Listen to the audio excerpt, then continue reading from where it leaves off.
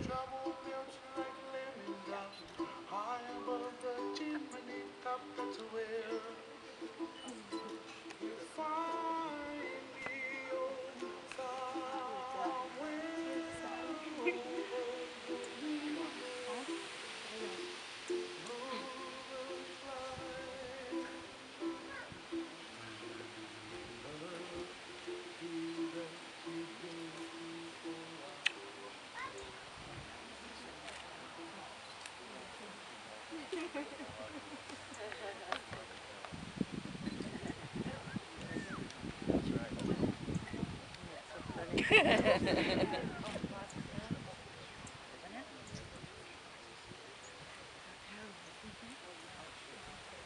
light.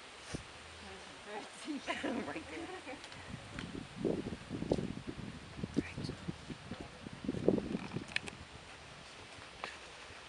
And please be seated.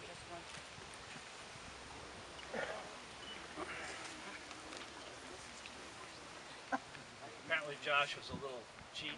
He says, I love that dress. I think he likes the dress more than he likes the suit. But no, they didn't have enough time for fitting for you, so you're stuck with what you got from, who was it? Joseph A. Bank. Buy one, get 16 free. That's right. I don't know how they do that. Hey, listen, folks, thank you for coming. It's obviously we've been blessed with a beautiful day. I was a little concerned we might have to move this inside from what the forecast was last night, but you can never tell. So the elements are smiling down upon us, and how fitting it is that we are here to witness the exquisite moment where a bride and a groom become a married couple. I'm sure I join with all of you, your family, your friends who have come from near and far to join with you on this joyous occasion. And I would like to thank you both for asking me to be a part of your special day. Thank you so very much. Thank you very much. I appreciate it. Now, I've always been envious of people who are capable of making snap decisions and sticking with them. I mean, let's face it. Some of us are just a little bit more introspective and deliberate. So we may tend to take it slow when contemplating important, or maybe not so important things, such as like what to order off the value menu when we're short on time or short on cash. But back in September, that was a joke, folks. But back in September of 1995, it took less than an instant for Joshua to notice Heather driving by Arcade Plaza in Draken with her mother. Do you remember this at all? No, whatsoever. He does, all right? That's the important thing. Boy, I can picture that head snap. It's a wonder you didn't get a concussion when you did that. So intrigued was he with the vision of loveliness that flashed right by him that he told his brother John right then and there that, quote, he had to find out who that girl was. So sure was he that after realizing they were both students at Anglesby Intermediate School in Draken, Heather was in 8th grade and Joshua was in 7th grade. You like older women, apparently. Well, he started right off telling his friends, that's the girl I'm going to marry. And I say that's real brass for you, Pablo. I see lacking in confidence is not one of your traits. There isn't. Okay. When they finally started talking with one another at school, the usual teenage stuff went on with them. Passing notes, hanging out at each other's houses, etc.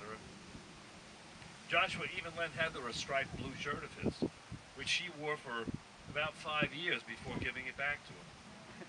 Like, what's the matter? Don't you know how to do a laundry or what?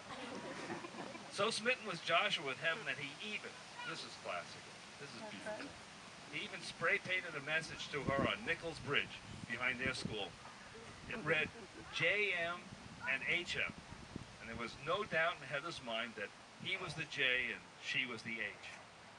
Their idyllic young lives were thrown a curveball when Joshua moved to Florida for a period of about 9 months before returning north. But during the time they were apart, they kept in touch by, get this, writing letters to each other. Really, imagine that, using a pen and paper and a stamp. Old school, indeed. After Joshua's return, they found themselves at different schools. They were friendly, but soon found there was life for each of them outside of their previous relationship. And so it went. They gradually went their separate ways until getting together again some 9 years later when they found themselves spending more and more time together. They told me of the time Heather was driving one evening. It must have been springtime, for all those little frogs you sometimes see in your headlights were jumping all around and in front of the car. Not wanting to hurt them, Heather pulled over while Joshua got out, picked up a few of the critters, and gallantly brought them inside the car to safety. Thus, Heather was able to see the softer side of Joshua's tender heart. I wonder how many of those frogs are still in that car. Not a good thought. Once out in a bar with her friend Angela, Heather called Joshua to come and join them. When he got there, Angela point blank asked him, "So, how do you really feel about Heather?" His reply? He told her that he was in love with her since 7th grade and was moved to bring her a note the following day explaining his feelings for her. In 2006, Heather moved into Joshua's Draken apartment, and in May of 2008, they closed on their 1800s dream home in Pell, spending countless hours and considerable expense in gutting and remodeling. And boy, did they need the room. Their apartment had just gotten a wee bit crowded with 4 bottle-fed kittens and a dog. I just love it when serious couples practice their parenthood with animals.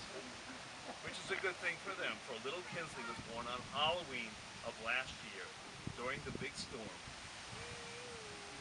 Okay, so, they had the house, and they had the kid. Next up on their agenda would be to get married. Joshua went to Belden's and purchased the necessary hardware, which he stashed under the couch in its original gift box. Just this past May 20th, Joshua dug out the box and gave it to Kinsley to play with, while Heather was on the computer nearby. Unable to open the box, a frustrated Kinsley was soon helped by Heather, who was shocked, to say the least, and immediately shut it closed after seeing its contents. It was then when Joshua appeared on one knee and did the right thing. I guess you said yes. Yeah, that's good. It's terrible when you go to that extreme and you get a negative answer. Heather and Joshua. You come to this relationship with different backgrounds and separate lives. You stand here before us with thanks in your hearts for your past, which has brought you to this place. You look forward with hope as to what the future will bring. As your story has shown, fate, chance, and happenstance may bring two people together, but it takes a lot more than that to keep them together. Today, you affirm your decision to commit the rest of your lives together in marriage. This undertaking will require that each of you makes a solemn vow to the other to give yourself completely to your partner while still remaining individuals with different wants, needs, and goals. This will take patience, understanding, learning, and a lot of love. Does this bee belong to somebody? By keeping the happiness in your hearts that you feel at this moment, you can look forward to many, many years of contentment, satisfaction, and inner peace as time goes by. Your decision to be joined in marriage is a sacred one, and one to which you have given a great deal of thought and consideration.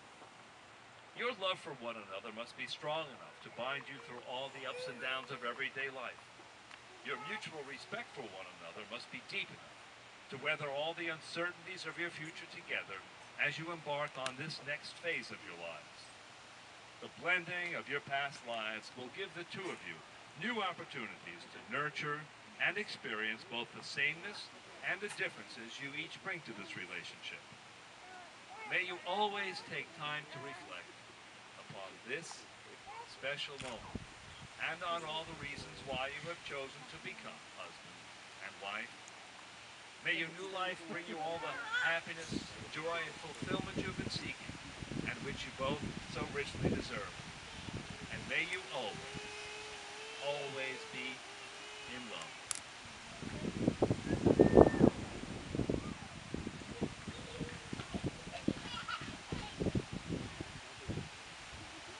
We are privileged to bear witness to the joining in marriage of Heather and Joshua. We pause to remember family and friends who are unable to be here, and we are mindful of those who have gone before us and who could not be here with us today for this joyous occasion. Your memories and acts of kindness and